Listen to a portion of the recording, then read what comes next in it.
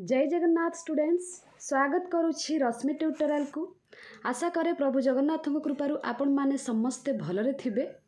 तो आज सरीब आपण मानकर बीडी एंट्रांस पाई फॉर्म आवेदन आपण माने समस्ते अप्लाई करि सारिथिबे। जदि भी कहार किछि इश्यू रहिछि आज दिन भितरे आपण माने ट्राए करंतु सेडा को सॉर्ट आउट करबा पई, काहेकि ना आज परठार आपण माने अप्लाई करि परिबे नाही, जोटा कि आपणकर आज रहुछि लास्ट डेट 11:45 भितरे आपण माने राति 11:45 भितरे ही अप्लाई करि परिबे। गुरुवार राति 11:45 सुधा इच्छुक छात्र छात्री माने बीड एमइड नाम लेखा पे आवेदन करि परिबे।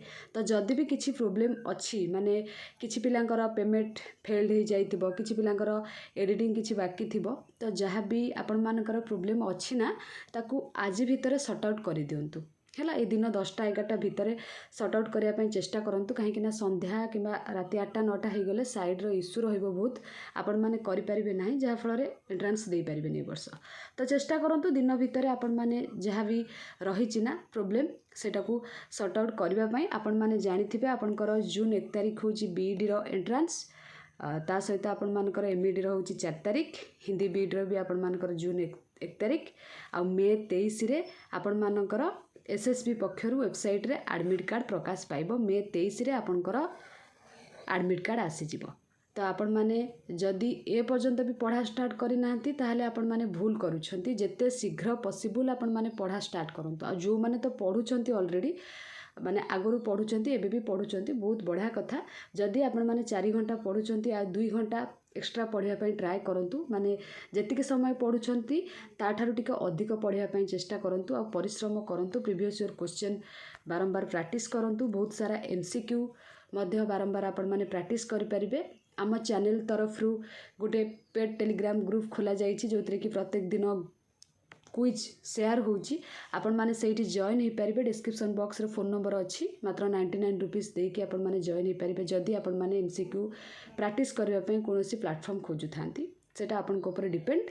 तो आपण माने प्रत्येक दिन सबु सब्जेक्ट को कवर करिया पई ट्राई करंतु। जदि आपण माने गोटे दिन भितरे ना पढ़ी दउचंदी 6-7 घंटा, तो आपनकर निहाती कंप्लीट हो जिवो। सबु सब्जेक्ट आपण मानकर कंप्लीट हो जिवो। ताकू प्रैक्टिस करिकी थियोरी पढ़ी की तापरे एमसीक्यू प्रैक्टिस करिया पई आपण मानक पाखरे टाइम हो जिवो, जदि 6-7 घंटा पढ़िबे।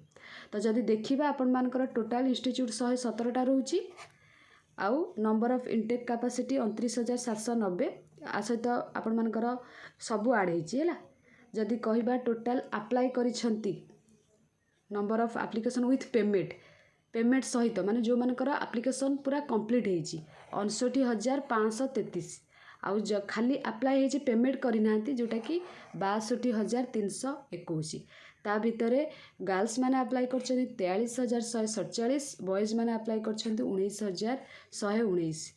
ता माने अधिक गर्ल्स माने अप्लाई करिसंती।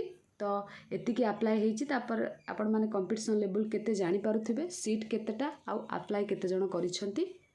तो से अनुसार आपण मानकु पढ़िबा को पड़िबो हैला। मु कहिबिनी आपण मानकर होची एथर कंपटीशन लेवल लो रहिबो कि हाई रहिबो, आपण माने जानि पारुथिबे। मते सेतरे बेसी किछि कहिबा को पड़िबोनी। बस मु एतिकी कहूची आपण माने हार्ड वर्क करंतु। जदि के हार्ड वर्क करूची ना, ता परिश्रम केबे वृथा जीवनी। जदि से सत परिश्रम करिथिबे ना, केबे वृथा जीवनी। भगवान सब किछि देखुचंती।